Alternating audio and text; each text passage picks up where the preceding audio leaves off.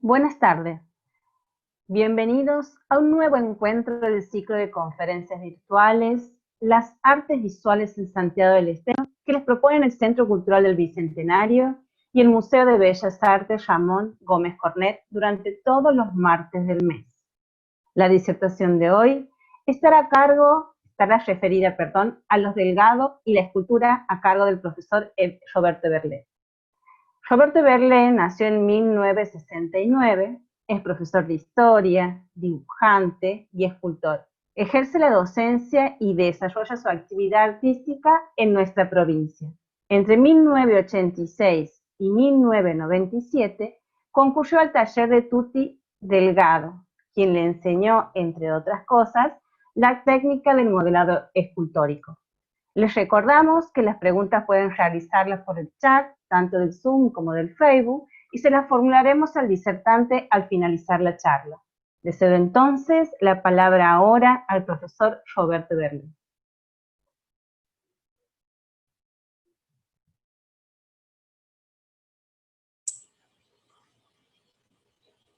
Bueno, buenas tardes, ¿se me escucha?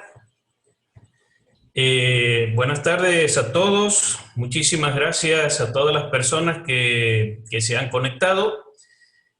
Muchísimas gracias al Centro Cultural del Bicentenario, al Museo de Bellas Artes, por generar este espacio de conocimiento y de reflexión sobre el arte y la cultura de nuestro querido Santiago del Estero. En esta ocasión me toca referirme a los Delgado. Yo sé que muchos de los que están conectados son santiagueños, pero por ahí hay personas que no son de la provincia, tal vez alguno que no es del país. Por eso brevemente les comento que los Delgado fueron 3 escultores que desarrollaron su actividad en nuestra provincia de Santiago del Estero desde principios del siglo XX hasta comienzos del siglo XXI. Uno de ellos, Rafael, era español, vino con la oleada inmigratoria, se afincó en Santiago del Estero. Rafael Delgado Castro. Rafael tuvo un sucesor, su hijo Roberto, y Roberto a su vez fue sucedido por su hijo llamado Roberto Rafael, pero más conocido como Tuti Delgado, que obviamente fue nieto de don Rafael Delgado Castro, el inmigrante español que llegó a nuestra tierra a comienzos del siglo XX. El legado que dejaron los Delgado para la cultura de nuestra provincia, la verdad que es algo muy amplio, pero aquí lo vamos a acotar a su parte o aspecto más distintivo, que es la escultura. Esa es la razón por la cual a esta charla tiene el título que tiene, o sea, los Delgado y la escultura. Bien, he preparado un PowerPoint con imágenes, sin las cuales por ahí no sería posible lograr una mejor comprensión de mis palabras. Así que durante todo el transcurso de esta charla van a estar presentes imágenes, y lo que yo pueda decir, desde luego, va a estar plenamente relacionado con las mismas. Así que bueno, paso ahora a compartir pantalla.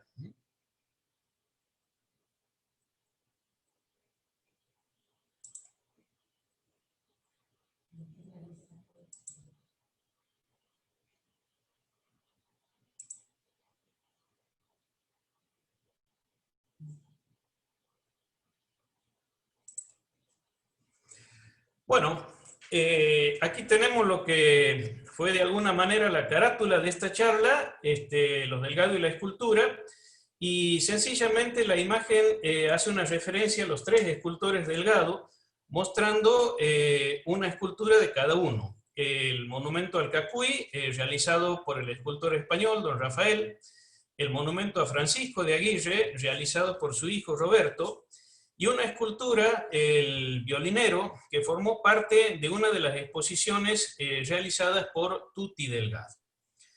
Bien, lo último que quisiera anticiparles es que el desarrollo de la exposición va a seguir una línea cronológica. Vamos a empezar por don Rafael Delgado, luego vamos a seguir por Roberto y finalmente vamos a seguir por Tuti.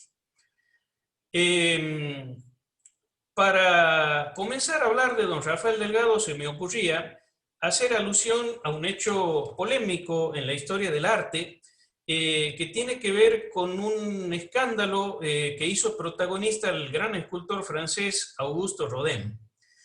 En 1877, este escultor presentó en el Salón de París esta obra titulada La Edad del Bronce. Suscitó polémica porque los miembros del jurado sospecharon de que no había sido realizada por el autor, sino que éste había cometido una suerte de fraude, consistente en que había tomado un modelo natural, le había sacado moldes y con esos moldes había hecho la figura. O sea, Rodin era acusado de no haber elaborado esta figura con sus propias manos.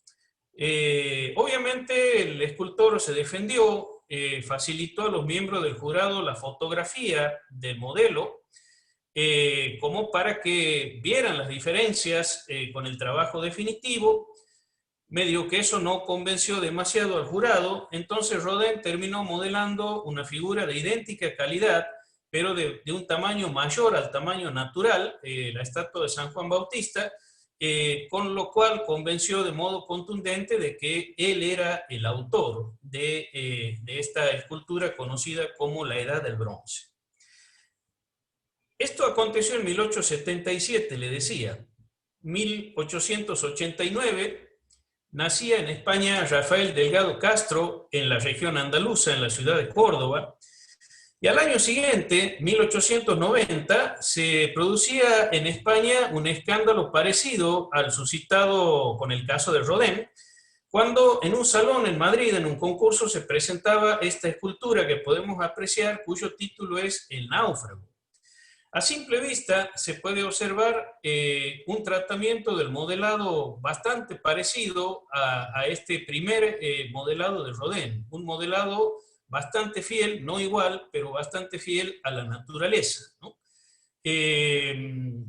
El autor de esta escultura recibió la misma acusación que Rodin y al igual que Rodin también pudo demostrar que esta obra había surgido de sus manos. ¿Quién era este autor? Aquí vemos su imagen. Era un gran escultor español llamado Mateo Inurria, nacido en Córdoba, oriundo de Córdoba, muy amante de su región, Andalucía, y que fue nada más y nada menos que el maestro de don Rafael Delgado. En su juventud, Rafael Delgado cursó en la Escuela de Artes Industriales de su ciudad natal, Córdoba. Concluyó allí sus estudios. En el archivo de los Delgado figura el diploma en el cual está estampada la firma de este hombre, maestro español, Mateo Inurria, que a raíz de esta situación fue apodado el Rodin español. Inclusive en 1904, cuando Augusto Rodin visitó España, Inurria le hizo de guía en el recorrido por toda la zona sur, ¿no? ¿Por qué hago mención a este caso? Para que tengamos una idea de dónde venía Rafael Delgado. Fue uno de los discípulos más destacados de Mateo Inurria y la calidad técnica de Mateo Inurria era tal que era como en su momento la versión española de Rodin. O sea, don Rafael Delgado estaba provisto, además de su talento natural, de una técnica escultórica verdaderamente exquisita. A comienzos del siglo XX, tal como sucedió con muchos españoles, sintió la necesidad de buscar nuevos horizontes. Se trasladó primero a Cuba en busca de un hermano, luego sintió hablar de nuestro país, la República Argentina, y llegó en ocasión de los festejos del centenario de la Revolución de Mayo. Tengamos en cuenta que nuestro país atravesaba por entonces una situación económica de relativa prosperidad y que por un lado eso y por el otro lado el evento de los festejos generaba muchas oportunidades de trabajo para hombres como don Rafael. Pero de Buenos Aires fue atraído por una ciudad llamada igual a la suya, Córdoba. Aquí encontró trabajo, pero aquí entra en contacto con una de las familias de la clase dirigente, si así podría decirse, de Santiago del Estero, la familia Cáceres, y recibe un encargo de construir el chalet de los Cáceres, que hasta el día de hoy se levanta sobre la Belgrano Sur. Entonces, por ese motivo es que llega Rafael Delgado a nuestra provincia. Por un lado, podemos suponer que es atraído por las condiciones materiales. Crecía mucho la construcción y eso era fuente de trabajo para él. Inclusive en el archivo de los Delgado hay un certificado en el cual el municipio capitalino lo habilita a ejecutar obras constructivas. Pero además de esta situación, caracterizada por esas oportunidades laborales que se abrían en la provincia con el auge de la urbanización y de la construcción, hay una anécdota un tanto pintoresca, según la cual cuando don Rafael venía desde Córdoba a Santiago para empezar esta obra, hizo un alto en el camino, quedó impactado por el paisaje, sobre todo por el cielo, y a partir de ahí habría decidido quedarse en nuestra tierra. Tuti Delgado, su nieto, me solía contar que su abuelo insistía en que el cielo santiagueño tenía una particularidad. Él lo veía como claramente abovedado. Podemos sospechar que a lo mejor la sensibilidad de su avesado ojo de escultor veía con claridad esta forma. Lo cierto es entonces que don Rafael decide afincarse en nuestra provincia, en la cual se presentaban muchas oportunidades de trabajo. Y aquí podemos ver una imagen en la cual, junto a lo que hoy es el Centro Cultural del Bicentenario, aparece una construcción que en aquel entonces era la Sociedad Española, que fue construida por don Rafael. Y en esas ocasiones él aprovechaba para poner su arte escultórica. Pensemos que en aquel entonces todavía en nuestra provincia no había llegado la arquitectura funcionalista y los estilos arquitectónicos daban lugar a la incorporación de elementos decorativos, ¿no? Los característicos atlantes que hasta el día de hoy sostienen el balcón fueron hechos justamente por don Rafael Delgado Castro. Otro campo de trabajo lo ofrecían los panteones del cementerio, ya que las familias más acaudaladas construían distinguidos panteones porque en aquel entonces era de alguna manera signo de cierto prestigio social. Aquí podemos apreciar una figura de un ángel que está trabajada en arcilla, en el momento en que está siendo modelada en arcilla, para luego ser pasada a un bloque de mármol de Carrara y que forma parte del panteón de la familia Verdaguer. En esta otra imagen nos muestra una niña en el momento de ser modelada en arcilla. Y por último tenemos esta escultura titulada Tedio, que está ejecutada en una piedra traída de Europa, conocida como piedra de Siracusa. Bien, en síntesis, don Rafael trabajaba en construcciones, pero en esas construcciones ponía su arte escultórica. Ahora, seguramente cuando el tiempo se lo permitía, realizaba esculturas independientes de un espacio arquitectónico, como es el caso de esta escultura titulada Tedio. Podemos apreciar que en ese momento seguía las pautas estilísticas de Mateo Inurria, es decir, de su maestro español, que vendría a ser un estilo naturalista, en el cual el parecido al modelo natural es un parámetro estético al cual se le otorga mayor importancia. Vemos esta talla en quebracho colorado que también responde a ese estilo, pero ¿qué es lo que sucede? Cuando comienza a echar raíces en nuestro Santiago del Estero, don Rafael queda impactado por el paisaje natural, también por el paisaje humano, y entonces en las obras plenamente escultóricas, digo, no decorativas, comienza a retratar al biotipo de nuestra provincia, de nuestra región. Aquí tenemos un ejemplo de eso, esta escultura tallada en quebracho colorado, se titula Aborigen, participó en una importante muestra en la ciudad de Buenos Aires y fue donada al presidente de Brasil, Getúlio Vargas. En el taller de los Delgado, hoy en día se conserva este modelo de yeso que posteriormente fue traspasado al mármol, ¿no? Y que representa, junto a Aborigen y a otros trabajos que ya vamos a ver, un pequeño viraje en el estilo escultórico de don Rafael Delgado. De ese estilo naturalista va a pasar más bien a un realismo costumbrista, que por otro lado, en aquellos años, había comenzado a influir notablemente en el arte nacional, a partir de las ideas de pensadores y escritores como por ejemplo Ricardo Rojas, ¿no? Aquí podemos observar la versión definitiva esculpida en mármol de Carrara. Bien. Este es un ejemplo verdaderamente excepcional del realismo costumbrista de don Rafael Delgado. Es una talla en algarrobo negro, cuyo original de yeso se encontraba en el Museo de Bellas Artes.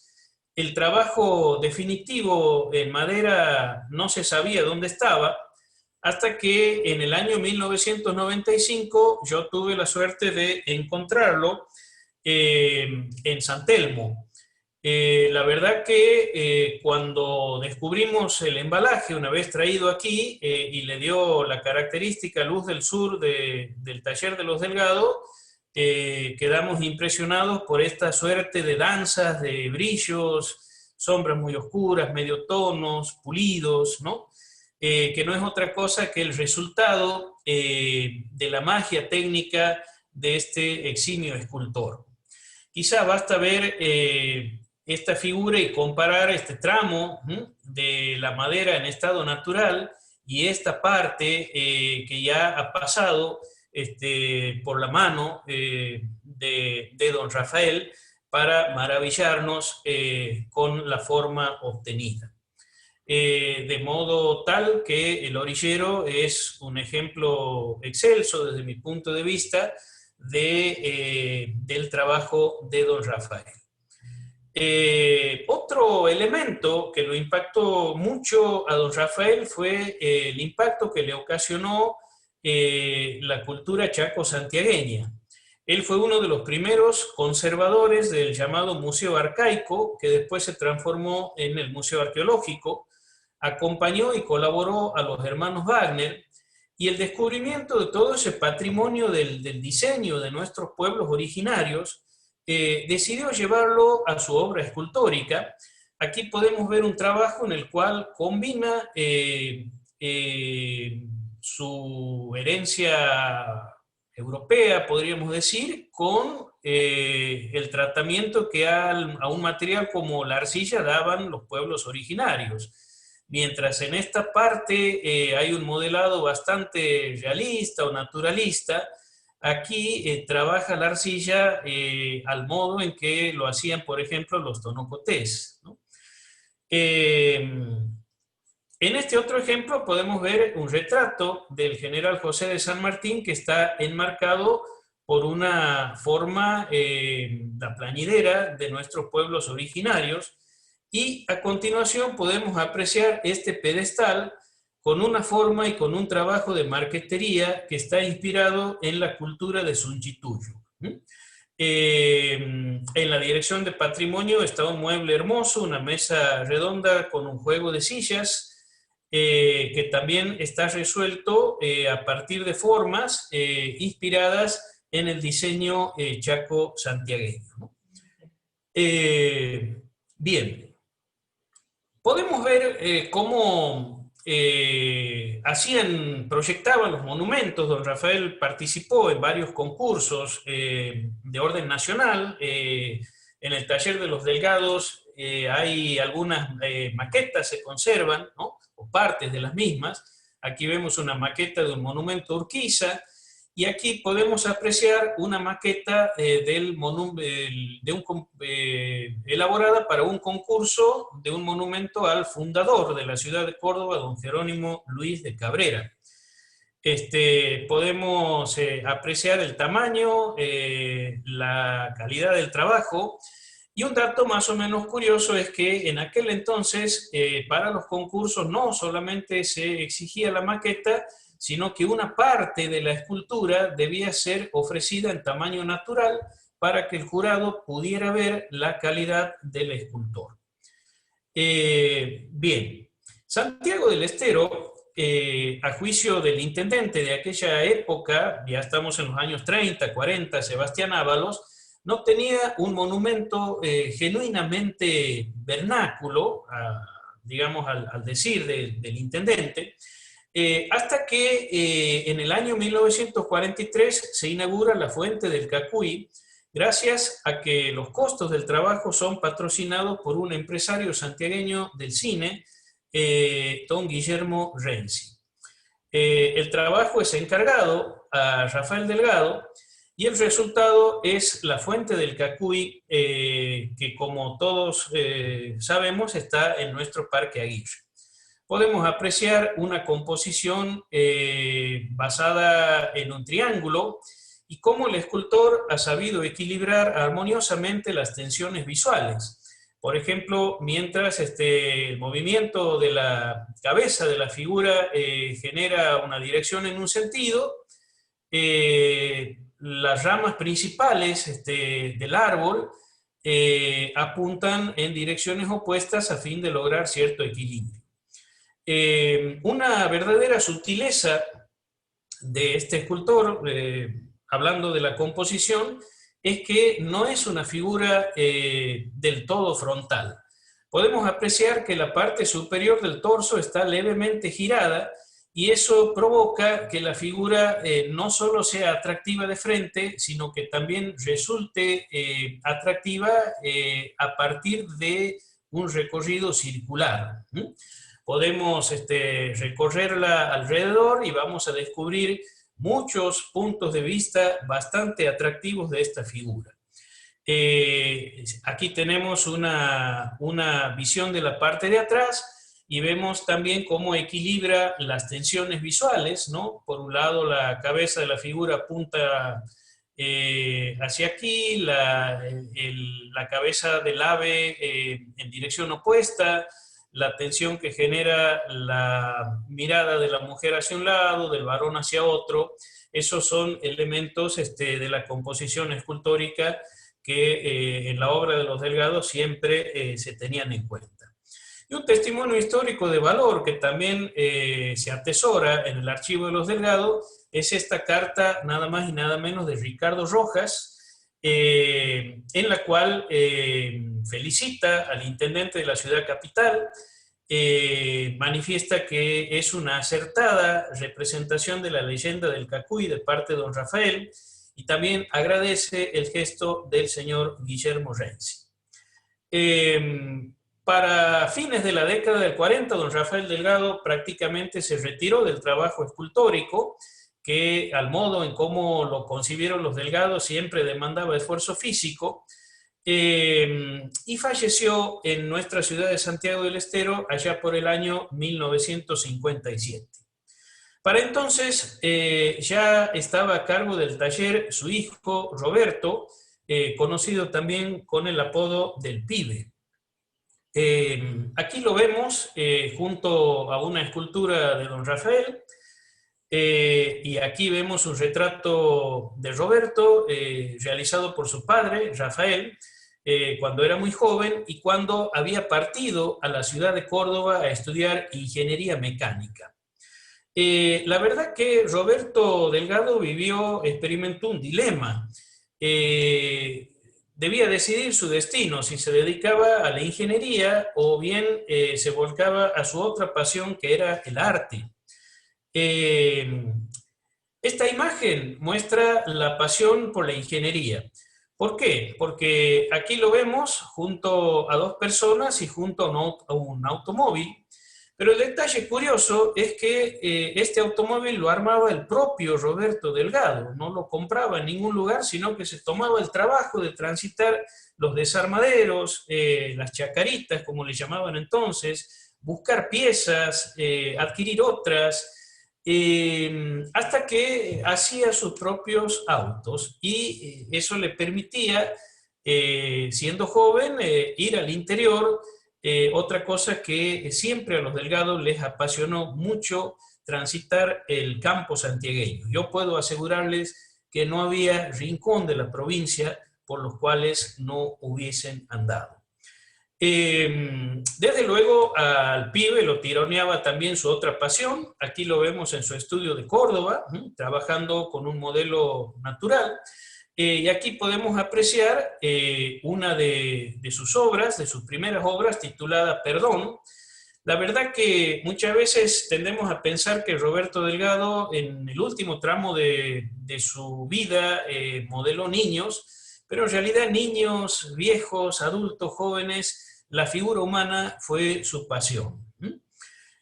Podemos ver que es un modelado, bueno, bastante parecido al de don Rafael, su padre. Ahora, ¿cómo resolvió ese dilema de dedicarse a la ingeniería o a la escultura? Cuando en 1938 el Colegio de Montserrat convoca a un concurso para realizar un monumento a su fundador, Fray Duarte Quirós. Era un concurso en el cual había que presentar maquetas y Roberto Delgado presenta esta maqueta que se conserva en el taller de los Delgado y para sorpresa de mucha gente obtiene el primer premio. ¿Por qué digo para sorpresa? Porque del concurso participaron dos escultores italianos que se imaginan que en aquel entonces solían ser los favoritos, pero resulta que un joven del interior de Argentina se hace acreedor a este premio. Los organizadores le dicen, sí, vamos a reconocer el premio, por supuesto, pero como lo ven tan joven, le ofrecen que la ejecución de la figura quede en manos de otro, y el pibe insiste en que él se iba a hacer cargo de realizar la figura, inclusive de la fundición al bronce, porque ese era el material definitivo.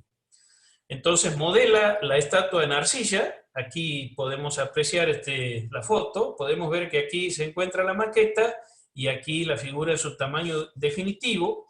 Hace los moldes de yeso, realiza el vaciado. Esta figura está hecha en yeso, pero tiene una pátina de bronce, porque eso permitía ver con anticipación cómo iba a ser el resultado final. Y si bien Roberto Delgado sabía de fundición, pero en ese entonces no tenía mucha experiencia, gestionó la colaboración de un experimentado fundidor de Rosario y llevaron a cabo la fundición con un sistema, con una técnica de cajas de tierra. Aquí podemos ver que la figura se encuentra dividida en partes y se van realizando moldes de diferentes partes como si fuera un rompecabezas. El material que se usa para el moldeo es una tierra de fundición cuyo granulado es muy fino y eso permite la captación de los detalles más mínimos, ¿no? Aquí están terminando de moldear la parte del rostro.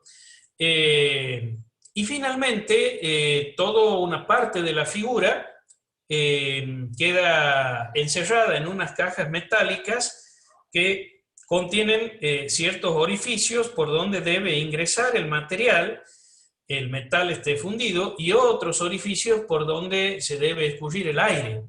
Porque si queda algo de aire puede producirse una burbuja y la figura de bronce puede salir con orificios, ¿no? Por eso hay que tener mucho cuidado en eso y hay que tener mucha experiencia, sobre todo en este caso de fundición artística. Finalmente, la estatua se inauguró en 1939 y aquí podemos ver un plano general del patio central del Colegio de Montserrat, en el cual quedó instalada junto o en el medio de una hornacina. Bien, A partir de este evento, Roberto Delgado decide dedicarse a la escultura, decide volver a Santiago del Estero. Su esposa Irma Piñeiro me supo comentar que don Rafael vio con cierta tristeza esa decisión porque él tenía la expectativa de que culminara sus estudios universitarios, pero seguramente lo entendió porque compartían la misma pasión, es decir, la pasión por el arte en general, la pasión por la escultura en particular. En los años 40, Roberto Delgado se dedicó mucho a la talla en quebracho colorado. Aquí podemos ver una foto cuando está en proceso de ejecución de una pieza. Cabe señalar que los Delgado siempre realizaron la talla indirecta. ¿Eso qué significa? Que primero modelan una forma en arcilla, luego la pasan a yeso, y una vez que tienen la figura en tamaño real en yeso, utilizan una especie de compás articulado, conocido con el nombre de puntómetro, con el cual se van tomando todos los puntos más salientes y más entrantes de la figura, y a esos puntos se los van trasladando al material definitivo, en este caso un tronco de quebracho colorado.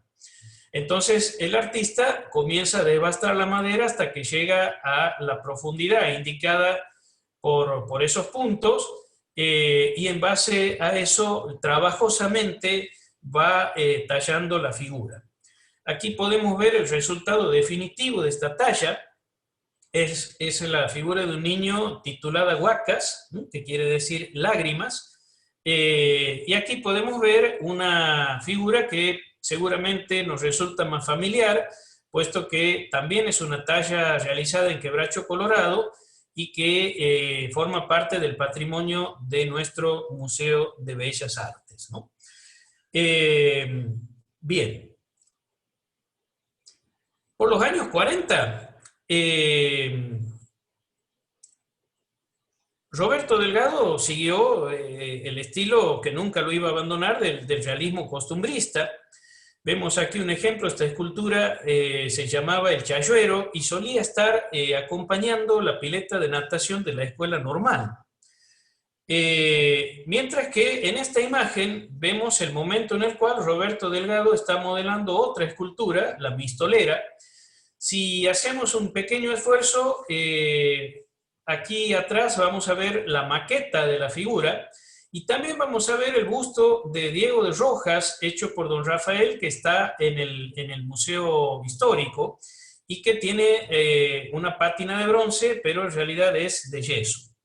Mientras que en la imagen siguiente podemos ver la versión definitiva de la Mistolera, escultura que se hizo acreedora a el primer premio de un concurso nacional de Rosario en el año de 1947. De tal manera que para fines de la década del 40, Roberto Delgado era un escultor obviamente reconocido en nuestro Santiago, pero también en la región. Venía de ganar un primer premio en un concurso de Tucumán, y en 1947 obtiene esta distinción nada más y nada menos que en la ciudad de Rosario. A fines de los 40, comienzos de los 50, también sus trabajos son premiados en salones nacionales, en el Salón Nacional organizado por la Presidencia de la Nación, obtiene los denominados premios ministeriales. Por un lado, obtiene un premio con una talla en quebracho colorado llamada Muchacha Santiagueña, y posteriormente obtiene otro premio con otra talla similar titulada Huella, que vemos aquí. Este es el original de yeso que se encuentra en el taller de los Delgado, y aquí podemos ver la imagen de la versión definitiva en quebracho colorado. Esta es una página del catálogo del Salón Nacional de aquellos años, en donde dice Premio Adquisición Ministerio de Defensa Nacional. Cabe aclarar que tanto el Gran Premio de Adquisición Presidente de la Nación como los llamados premios ministeriales fueron premios que fueron instituidos en el reglamento del Salón Nacional durante el peronismo, y que, como el peronismo se inscribía de alguna manera en esa tendencia conocida como nacionalismo cultural, se daba preferencia para el otorgamiento de estos premios a aquellas obras que reflejasen ese estilo. En los años 60, Roberto Delgado va a comenzar a experimentar con un material que lo conocía, pero que nunca había hecho el proceso de fundición por cuenta propia. Me estoy refiriendo, claro está, al bronce. Hace un momento yo les comenté que el Duarte Quirós había sido fundido según la técnica de las cajas de tierra, con tierra de fundición, pero Roberto Delgado en los años 60 comienza a experimentar otra técnica que es la técnica de la cera perdida. Aquí tenemos, por ejemplo, una de las primeras fundiciones que él hizo por cuenta propia. Les comento que no es fácil ser buen escultor y ser buen fundidor. Por lo general, los escultores hacen el trabajo y le entregan a una persona que domina el oficio de fundición. Bueno, Roberto Delgado tuvo la constancia, la paciencia, el tesón para hacer por su cuenta ambas cosas. Aquí tenemos una fundición juzgada como fallida, pero bueno, a mí la verdad que así como está me encanta, ¿no? Un detalle que vemos aquí en la nariz es el resto de un pequeño cañito por el cual debía salir el aire del molde a medida que iba ingresando el bronce fundido.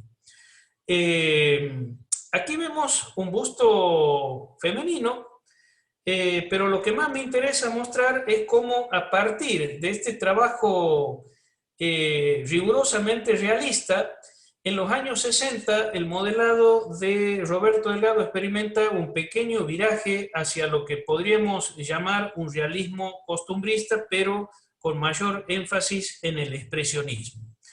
Podemos ver aquí que este busto de mujer se inspira en este. La verdad es que Roberto Delgado siempre tuvo algo de esa rigurosidad propia del ingeniero. Él necesitaba estudiar meticulosamente del natural un modelo para después plantear las alteraciones. Es notoria la diferencia que hay, o el papel que en este caso le otorga a la textura, y eso obviamente buscando una mayor expresividad. En 1965 realizó una exposición muy importante, muy valorada en Buenos Aires, en el Teatro Ópera.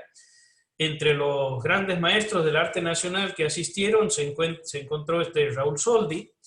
Les vuelvo a mostrar esta escultura del Montaraz, que es de 1942 y que no formó parte de esa muestra, que se compuso íntegramente con trabajos realizados en bronce, pero se las muestro de nuevo para que cotejen con este trabajo, que es del mismo tema. Esta escultura también lleva por título Montaraz, pero pueden apreciar la diferencia en el papel que juega la textura, mientras que aquí es un pulido bastante bien logrado, aquí aflora la rugosidad, lo cual tiene otra carga expresiva. Cabe aclarar que esa exposición fue hecha en homenaje a don Ramón Gómez Cornet, que había fallecido el año anterior, y que este retrato, también realizado en bronce, Roberto Delgado lo donó al Museo de Quinquela Martín en La Boca, y hoy en día se encontraría ubicado en ese lugar. En los años 70 experimenta otro material que viene a ser la resina poliéster, que es un material plástico mucho más simple, siempre partiendo del modelo en arcilla. Conserva ese modelado en el cual le da un papel preponderante a las texturas, o un rol más protagónico a las texturas, e inclusive participa el colores más bien terrosos. Por eso es que pongo a la par esta imagen, que es un autorretrato en relieve de Roberto Delgado, para que puedan apreciar el color que predomina en estos trabajos. No podríamos dejar de hablar de Roberto Delgado si no hacemos referencia a los monumentos. Por una cuestión del tiempo, no nos vamos a detener mucho en el monumento a Irigoyen ni en el monumento al Cristo Redentor. Sí, en cambio, vamos a hacer mención al monumento a Francisco de Aguirre. Podemos apreciar aquí la maqueta del monumento en general, luego una maqueta de la figura, otra maqueta más de la figura.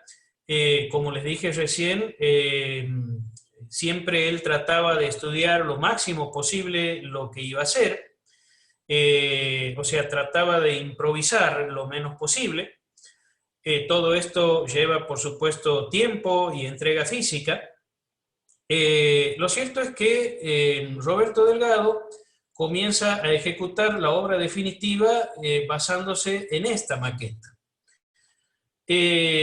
Cuando comienza la ejecución de la escultura del Francisco de Aguirre, le pide una opinión a su hijo Tutti, que en ese momento, 1968, ya cursaba la carrera de arquitectura en Tucumán, y bueno, Tutti le hace algunos aportes críticos que lo inducen a Roberto a desarmar ese trabajo y a empezar nuevamente. Por eso aquí lo vemos trabajando ya en el año 1969, verano de 1969, junto a Tutti, ¿no? Un pequeño detalle, podemos ver que aquí hay unas botas, ¿no?, para estudiar bien los pliegues de las botas de la figura, ¿no? Y otro detalle es que si cotejamos esta figura definitiva con esta maqueta, vamos a ver pequeñas diferencias. Por ejemplo, este brazo está extendido, ¿no?, está extendido mientras que este está flexionado. Probablemente una razón que tenga que ver con el equilibrio de las tensiones visuales, con la composición de la figura, haya llevado a realizar ese cambio. Al igual que la proporción del cuello, que no es exactamente la misma. Aquí tenemos un ejemplo del acabado final. Podemos apreciar cómo se enfatizan las concavidades a fin de generar sombras más pronunciadas para que permitan una lectura visual más clara a la distancia. Bueno, aquí tenemos el proceso de moldeo, o sea, la figura en arcilla se la divide en partes y se va cubriendo con yeso. Luego el vaciado y el desmolde. Fíjense que aquí la figura queda ya desarmada y así fue llevada a un taller de fundición en la ciudad de Buenos Aires, el taller del señor Cernac.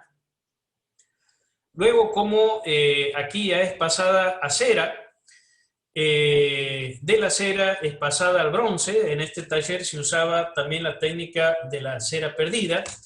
Y aquí tenemos la figura ya ensamblada, y vemos un Roberto Delgado con un gesto de alegría, de conformidad con el trabajo realizado, y al fundidor, señor Cernac, que denota la misma expresión. Bien, tenemos ahí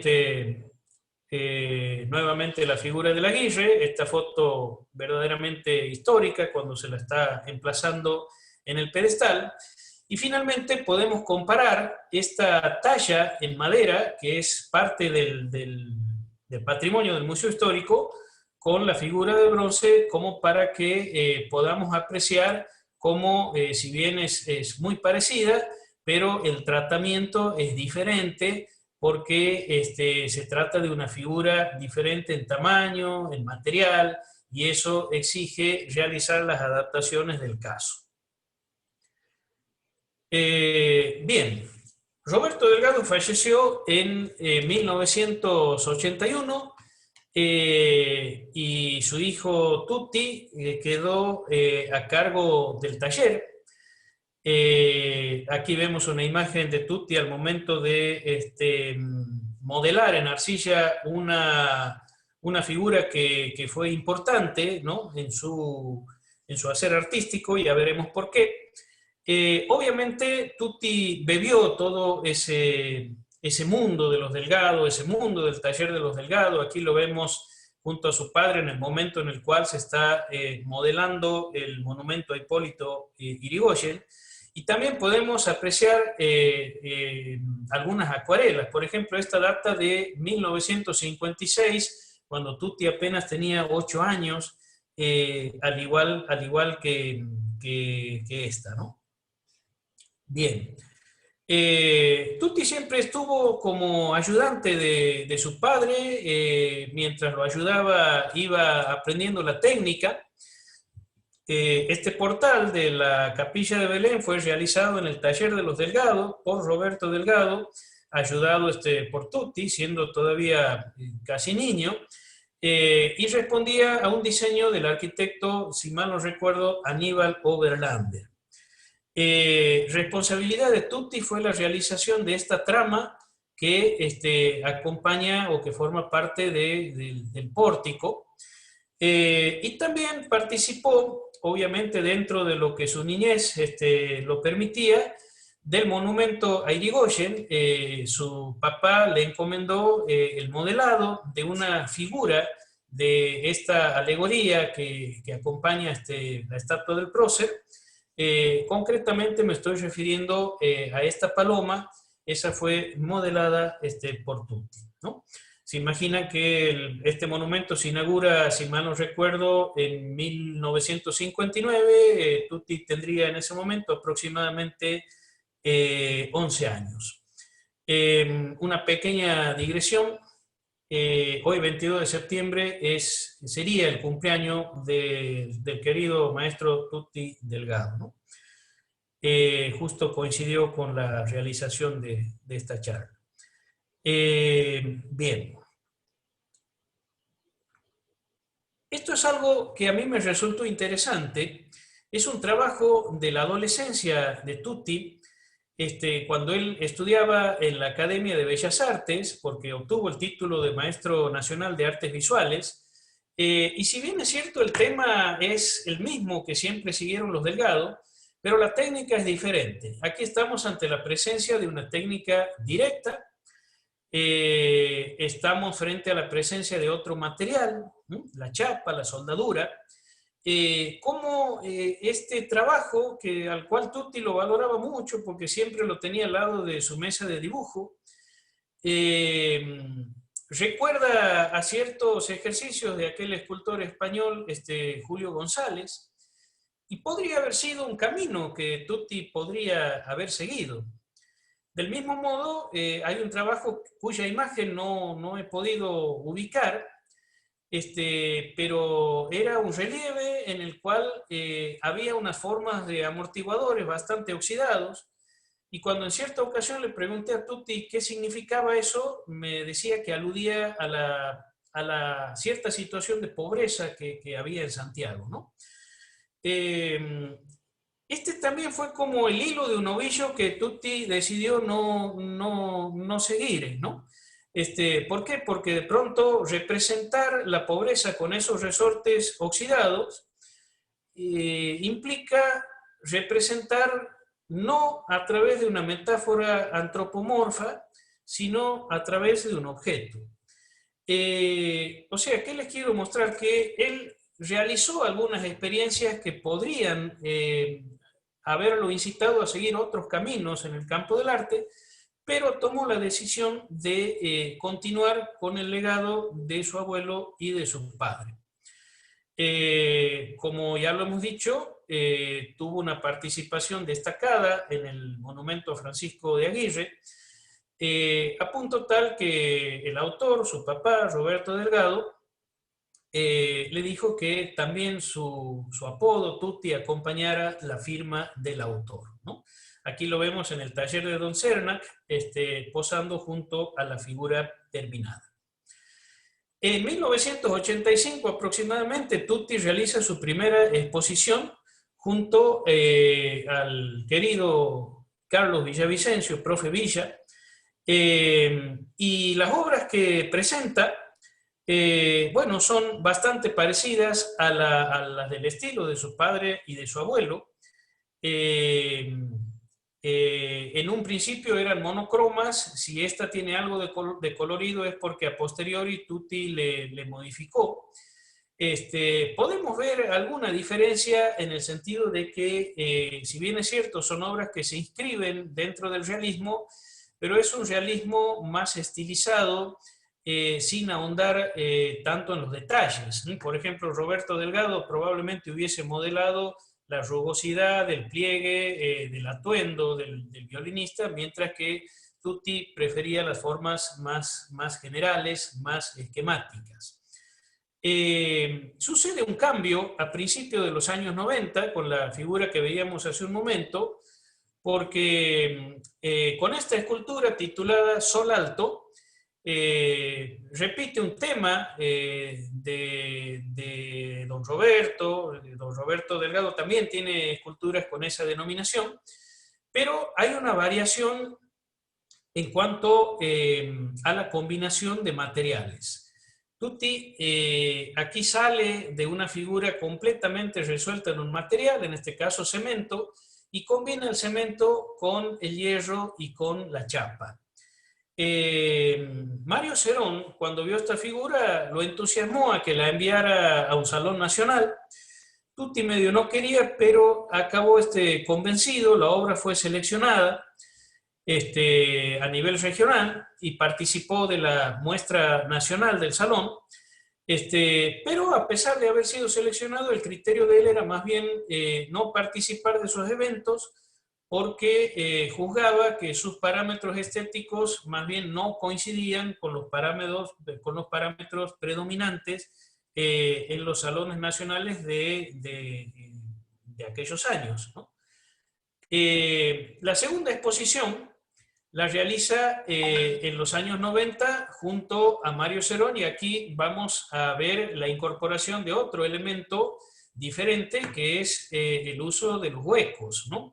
Esta es la primera escultura en donde Tutti incorpora el espacio al volumen, ¿no?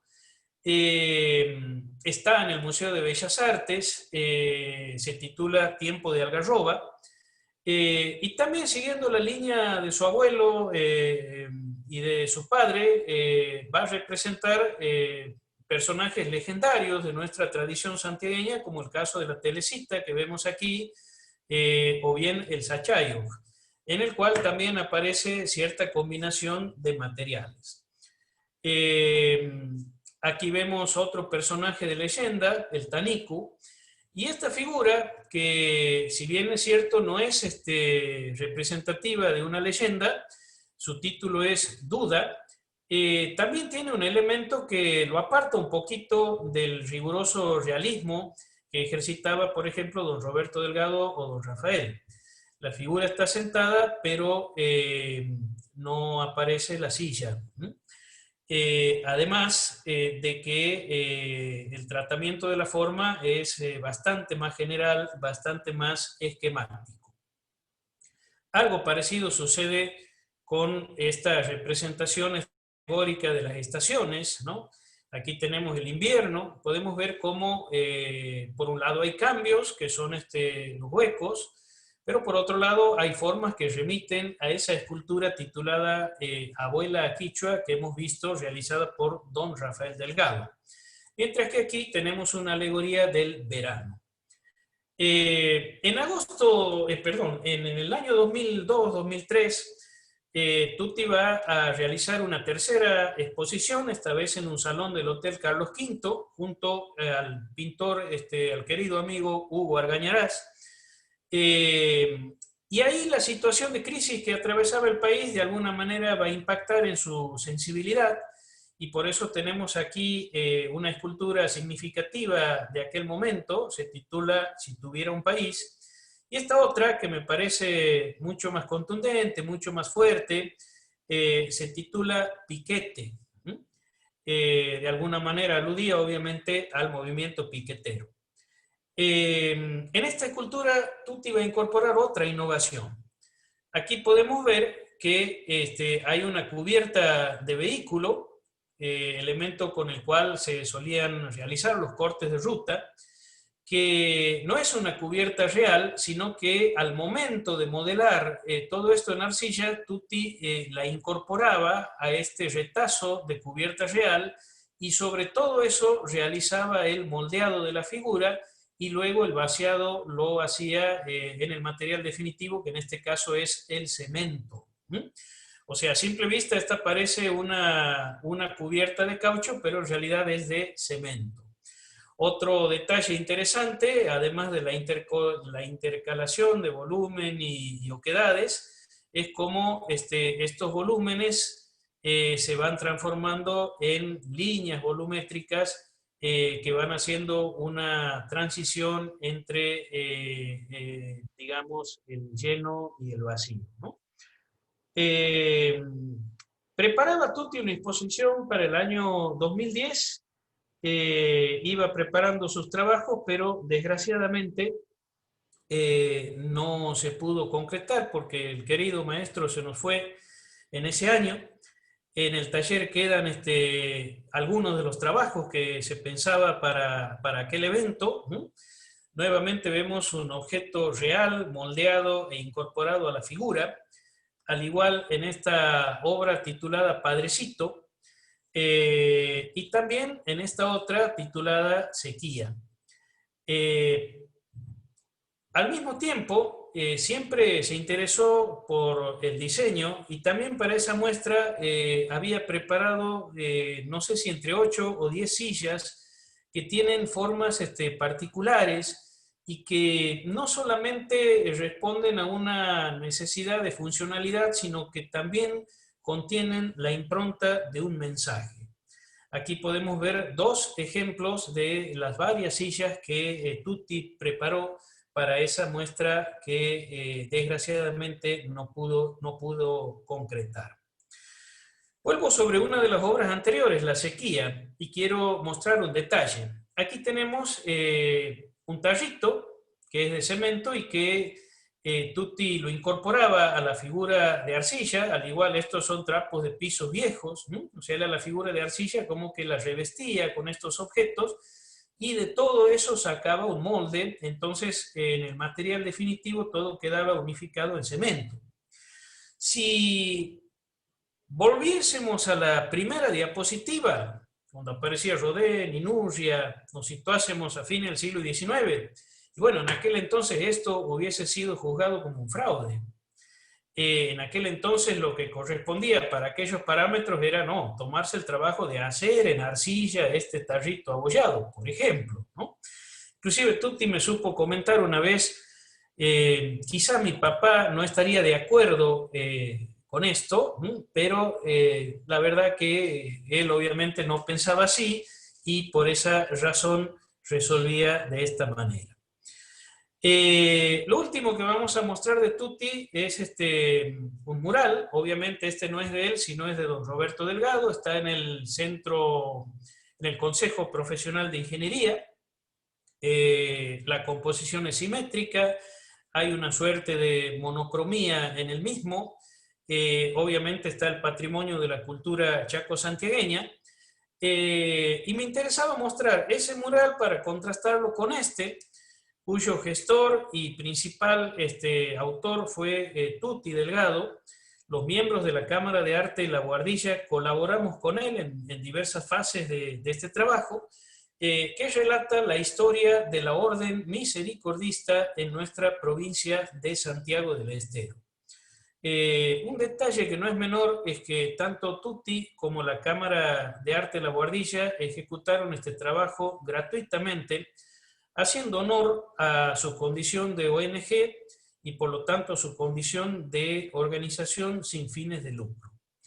Podemos ver que tanto el colorido como las formas son claramente diferenciadas a lo hecho por Roberto Delgado. No podríamos dejar de hablar de Tutti sin aludir a los monumentos, lo vamos a hacer sintéticamente. Tenemos el monumento al maestro en la plaza homónima, tenemos el monumento al básquet en el Parque Aguirre y tenemos el monumento al general Juan Domingo Perón en la autopista. Lo único que voy a decir sobre esto, sobre todo apremiado por la administración de los tiempos, es la relación del pedestal con la estatua, con la figura en sí. Esto era lo más clásico, o sea, el pedestal abajo, la estatua arriba. vemos cómo la relación entre ambas partes aquí experimenta una modificación, porque el pedestal aparece integrado a la escultura, ¿no? Y aquí esa integración es todavía mayor. El pedestal se transforma directamente en parte de la obra, ¿no? La verdad que esta obra, para comprenderla bien, su tamaño se explica por la amplitud del tamaño del lugar en el cual está emplazada, al igual que los colores. Es una obra que llama la atención, y ustedes pueden, por su tamaño y por su colorido, y ustedes pueden apreciar que es una obra más bien sobria, sintética, y eso me supo comentar Tuti que se debía a que los espectadores simplemente transitaban por ahí en automóvil, y debía ser un mensaje rápido, claro, obviamente fácil de decodificar. Bien, de esta manera entonces he tratado de hacer una síntesis sobre el tema para el cual me habían convocado, los Delgado y la escultura, y obviamente he realizado mi aporte desde un punto de vista particular. Yo he sido alumno de Tuti Delgado, y todo lo que les he contado lo he visto desde adentro del mundo de los Delgado. Hasta aquí llega mi exposición, y obviamente estoy abierto al diálogo que se pueda plantear. Muchísimas gracias, profesor. Les recordamos que las preguntas que desean realizar las pueden escribir en el chat del Zoom o en los comentarios a las personas que están viendo en el Facebook. Y justamente por eso queremos agradecer también a todos aquellos. Hay de varios lugares que están viendo su conferencia, desde Tandil, Santiago Capital, desde Mar del Plata, desde Córdoba, desde La Banda, desde Honduras. Estamos en el Valle Guaycondo, nos decían ahí, de Macondo, Santiago del Estero, desde Pinto, y aproximadamente ya estamos entre 31 y 32 personas conectadas desde Facebook, profe, ¿no? Le cuento que tenemos varios comentarios. Lucía nos dice, Lucía Orellana, excelente conferencia. María Teresa Tenti nos dice que en el Hogar Volta Tenti tenemos 5 esculturas de Roberto Delgado que atesoramos. Después, Silvia, excelente exposición, felicitaciones Roberto. Sol, qué generoso en brindarnos tus conocimientos. María de las Mercedes Robato nos dice, excelente y clara exposición. Muchas gracias Roberto, un genio. Estela Galeano nos dice, gracias profesor Roberto por su valioso aporte. María Teresa Tenti nos volvió a comentar diciendo que nuestra calle 25 de mayo es diseño y construcción de Tuti, nos está diciendo. Esos son los comentarios que estamos teniendo. Felicitaciones, Daniel. Lele nos dice, fantástica exposición, muy buen aporte a partir de Diego Sebastián. Maru nos dice, excelente y muy interesante. Juana Bendaño, gracias, profesor. Una consulta de Lucía. ¿Existe algún PDF en donde se puede encontrar toda esta información? Nos preguntan desde el Facebook. Bueno, la verdad que hasta el momento no se me viene a la cabeza como para indicarle, pero hay diferentes páginas donde aparece información sobre los Delgados, ¿no? Eso sí le puedo comentar. Pero así un PDF específico, lamentablemente en este momento no recuerdo. No recuerdo. Bien. Ezequiel dice... Como para volcar a un PDF lo dicho aquí, en una de esas les resulta útil a mucha gente. También. A ver, Marta Inés nos está diciendo, Roberto, impecable disertación y un merecido homenaje al linaje de escultores. También nos está diciendo Alicia, desde Atamisqui nos están viendo, muy buena exposición, soy escultora también. Pablo Dargol, felicitaciones Roberto, me encantó. Tenemos Margarita Fantoni, excelente Roberto, felicitaciones. María de los Ángeles, muy bueno, profe. Cecilia Teruel, excelente acercamiento a la vida y obra de nuestros escultores.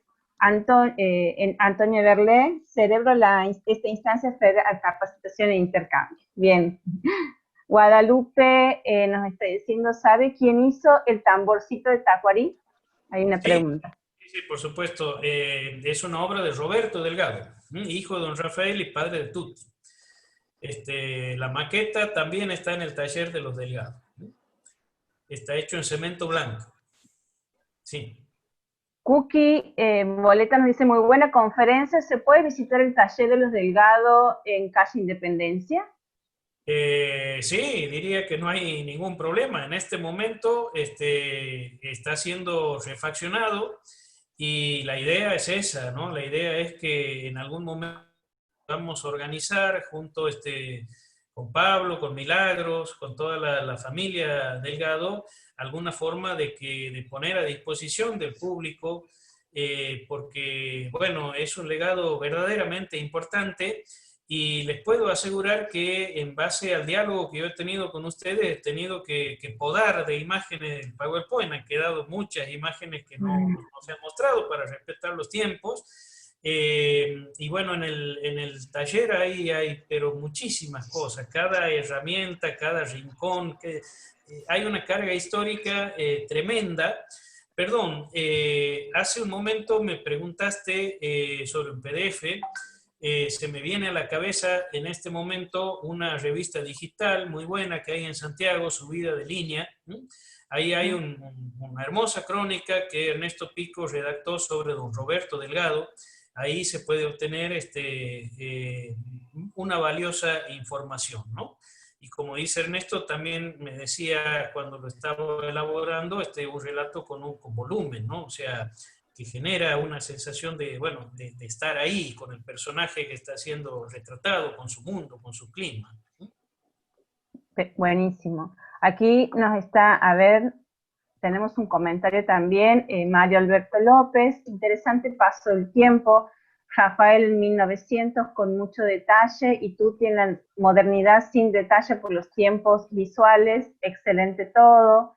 Franco Torti nos dice, felicitaciones Roberto, excelente exposición. María Teresa Tenti nos dice, la escultura de la cancha de básquet. Sí, es de Tuti Delgado, el monumento del año 1992. Franco Torti nos dice, felicitaciones Roberto, Guadalupe Selva, gracias, es hermosa. Adela Chedir, Felia Chedir, acompañamos al escultor Roberto Berlé en su exposición, admiramos su obra. Desde el Facebook, Ariel Roldán nos dice, en los últimos tiempos, con el revisionismo histórico, se ha cuestionado incluso los monumentos. ¿Cuál es tu opinión con respecto a esto y qué valor simbólico tienen los monumentos? ¿Me podría repetir la pregunta? Disculpe. Sí, ahí le vuelvo a repetir. Dice, en los últimos tiempos, en el revisionismo histórico, se ha cuestionado incluso los monumentos. ¿Cuál es tu opinión con respecto a esto y qué valor simbólico tienen los monumentos? Ariel Roldán, desde el Facebook. Bien, me parece una excelente pregunta y le agradezco mucho a Ariel, ¿no? Sin lugar a dudas, los monumentos se van resignificando. Son testigos de una época y en una época son considerados porque son productos de una determinada escala de valores, pero cuando esos valores cambian, aparece el cuestionamiento a los monumentos, ¿no? Inicialmente, los monumentos fueron concebidos como medios de comunicación. Pensemos, por ejemplo, en las sociedades antiguas, donde no había radio, no había diario, no había televisión, las ideas se comunicaban mediante los monumentos, ¿no? Hoy en día existen diferentes medios de comunicación y eso ha hecho, me parece a mí, de que el monumento pierda cierta potencia en la parte comunicativa. Pero volviendo al planteo de la pregunta, yo me voy a remitir a un ejemplo concreto. Siempre me gusta hablar de situaciones concretas, ¿no? Fíjese que hace poco, más aún le voy a dar dos ejemplos. Hace poco hubo una polémica en una ciudad de Alemania, en la ciudad de Alemania donde había nacido el mariscal alemán Erwin Rommel, conocido como el zorro del desierto. Fue un gran militar alemán, un héroe de la Primera y de la Segunda Guerra Mundial, que inclusive fue muy respetado por los aliados, que le rindieron homenaje, porque si bien era un militar, era alemán, era nacionalista, ante todo era militar, no era un militar nazi. Inclusive él estuvo a punto de, o participó, mejor dicho, en el intento de asesinato a Hitler para impedir de que, bueno, Alemania se destruyera con la Segunda Guerra Mundial, se destruyera por completo. Entonces, en el pueblo donde había nacido Rommel había una escultura de él, y comenzó a producirse toda una movida para sacar esa escultura. Hasta que finalmente, ¿qué fue lo que se hizo? Mire usted qué dato curioso. ¿Qué decisión tomó el municipio de ese pueblo? Se autorizó la realización de otro monumento cercano al de Rommel, para que la luz del sol proyectara la sombra de ese otro monumento sobre la estatua de Rommel.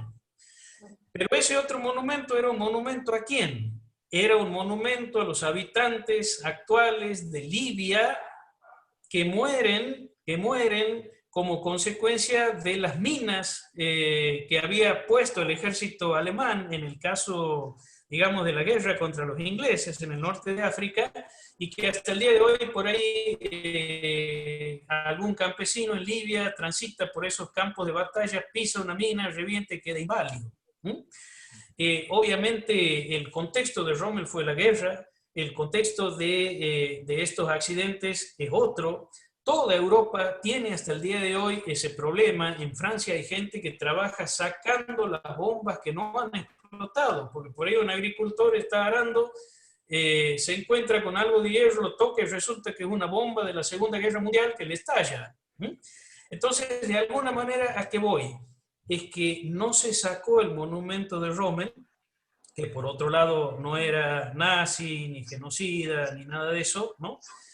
Simplemente fue un militar que, bueno, obviamente le tocó luchar del lado de su país, pero se le cambió el contexto. Se hizo un monumento a las víctimas de las minas dejadas por el ejército alemán, y la sombra de esa silueta en momentos del día tocan la imagen de Rommel, ¿no? De modo que yo pienso que la cuestión debe ir por ahí, ¿no? Por una búsqueda de un cierto equilibrio, salvo que se trate de una figura muy explícita. Por ejemplo, yo he visto estatuas de Hernán Cortés que están pisoteando a un azteca vencido, y eso sí, yo honestamente pienso que no condice para nada con nuestros tiempos, en donde en el momento en que se hizo esa estatua de Hernán Cortés seguramente no existía el relativismo cultural, y hoy en día el relativismo cultural es un valor entre nosotros, ¿no? Y esa forma tan horrenda, tan explícita de manifestar el eurocentrismo realmente sería digna de ser recluida en un museo, ¿no? Pero yo pienso que mientras se pueda cambiar el contexto mediante diferentes recursos, yo apostaría por ese lado. Bien. Félix de Masi nos dice: muy buena exposición, Roberto. José Rafael, excelente presentación, me encantó y me recuerda cuando asistía al estudio, a los cursos que dictaba Roberto en el año 1956. Felicitaciones. Sol nos dice qué interesante, y dice que estaría interesante que presente un libro usted, profe. Bueno, en realidad le comento que estamos en ese proceso junto con el arquitecto Anselmo Besosi y el amigo Félix de Masi, ¿no? Lo que pasa que, bueno, hacer un libro es algo serio. Obviamente nosotros no lo haríamos tanto como investigadores, porque no lo somos, pero sí trataríamos de aportar una selección del testimonio sobre el legado de estos tres escultores que ha tenido nuestra provincia, ¿no? Estamos en proceso de realización de eso, junto a Félix de Masi y al arquitecto Anselmo Besosi, que durante muchos años compartió el estudio de arquitectura con Tutti. Omar Eduardo dice: bueno, abrazo Roberto, y sería bueno que muestres tu propia experiencia creativa pronto. Laura nos dice, excelente, felicitaciones, gracias. Guadalupe nos dice, leí algo de las máscaras mortuarias. ¿Quién las hacía? Bueno, las hacía el pibe Roberto Delgado. Tuti también hizo algunas, porque, por ejemplo, ahí en el taller, bueno, esa es otra imagen que la he sacado del PowerPoint, ¿no? Pero la tenía para ponerla. En el taller está la mascarilla mortuaria de don Andrés Chazarreta y de otras figuras señeras de la cultura provincial. Aquí hay que entender una cosa, Roberto Delgado era un hombre muy, muy riguroso en la representación. Él siempre apostó por el realismo, entonces todo tenía que ser lo más real posible. Ese era el parámetro estético de él, ¿no? Y de quienes siguen ese estilo. Entonces las mascarillas se solían hacer con vistas a ejecutar después monumentos posteriores. Y hay veces que la familia misma pedía las mascarillas para tenerlas, pero después quedaban impresionados y no las retiraban. Y esa es la razón por la cual en el taller de los Delgados hay varias mascarillas de personalidades famosas de nuestra cultura. Yo recuerdo en este momento la de don Andrés Chazarreta, pero la hacían porque los familiares la pedían, pero también le servía al escultor para guiarse en el momento de hacer el retrato escultórico de la personalidad. Ana, aquí tenemos otro comentario de Ana, muy buen aporte para los santiagueños. Valoremos tanta riqueza escultórica que heredamos de los geniales escultores Delgado. Muchas gracias. Liliana nos dice, saludo a ustedes desde Tres Arroyos, muy buena exposición, gracias por compartir tanto conocimiento. Rocío nos dice, hay lugares en Santiago del Estero para aprender en profundidad técnicas escultóricas, además del Juan Chaparí. Y bueno, entiendo, creería que sí, creo que hay talleres. La verdad que talleres de pintura, de dibujo, hay muchos, ¿no? De escultura, hay algunos talleres que hacen algunas experiencias con escultura, ¿no? No son muchos quizás, pero algo hay. Lamento en este momento no se me viene a la cabeza alguno, ¿no? No estoy recordando, ¿no? Pero no predominan, eso sí es cierto, ¿no? Eso sí es cierto. Pero bueno, en la Academia de Bellas Artes hay gente bastante seria, capacitada, ¿no? Para orientar en esa formación. Se nos dice, fue una hermosa presentación y acercamiento a la escultura, muchas gracias. Es de Tandil, Buenos Aires, ¿no? De Fibo de Masi, un recuerdo para el amigo Tuti. Diego Sebastián, teniendo en cuenta el paso del tiempo, ¿cree que los monumentos deben tener algún tipo de tratamiento para su conservación? Sí, desde luego, porque si bien es cierto, los monumentos que se hacían en esa época tenían una clara vocación de durabilidad, pero bueno, el tiempo es el tiempo. Hay un refrán árabe que dice que todos tienen miedo al tiempo, pero el tiempo pirámides. Fuera que nunca se van a destruir las pirámides, pero bueno, lo mismo se deteriora, ¿no? Lo que pasa es que cuanto mejor hecha está la obra, menor mantenimiento requiere. Si de pronto no respetamos ciertas pautas técnicas, y bueno, la obra no va a ser durable, ¿no? La obra por sí misma se va a ir deteriorando o al estar en contacto con elementos de su contexto, se va a ir deteriorando si los materiales no han sido bien utilizados, si no han sido bien puestas. Y obviamente hay materiales, entre comillas, eternos, como el bronce, por ejemplo, y hay otros que son medianamente duraderos, ¿no? Pero desde luego, la restauración es todo un esfuerzo, requiere conocimiento, tiene un costo, no es fácil hacerla, ¿no? Felizmente en los últimos años ha habido restauraciones de esculturas de nuestra ciudad. La última que se ha hecho, la verdad que me alegro mucho, es la de nuestro Cristo Redentor. Lele Trapp lideró un equipo de gente que efectuaron la restauración del Cristo, ¿no? Yo me acuerdo que Tutti logró hacer una limpieza del Cristo y estuvo subido en una grúa viendo de cerca la superficie de la forma y me dijo la verdad que no tiene ninguna fisura profunda, ¿no? Lo cual muestra que está bastante bien hecho. El Cristo es de 1971, de modo que el año que viene, si no saco mal las cuentas, estaría cumpliendo 50 años, ¿no? Y no tiene ningún daño serio. Felizmente se le ha hecho una limpieza y eso ha favorecido mucho desde el punto de vista visual. Ramón de Masi, bueno, nuevamente nos dice gracias Roberto. José Rafael, dice en el texto anterior, quería aclarar que era José Rafael Ingrata la persona que lo había saludado, ¿sí? Bueno, Roberto. profe, ¿tendría usted algo para decirnos antes de despedirse?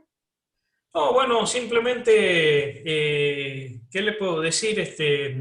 Quisiera cerrar esto con lo que a mi juicio podría ser el legado de los que han dejado los Delgado a nuestro Santiago del Estero. Por un lado, han dejado elementos tangibles, han dejado sus esculturas, sus monumentos, que están ahí, ¿no?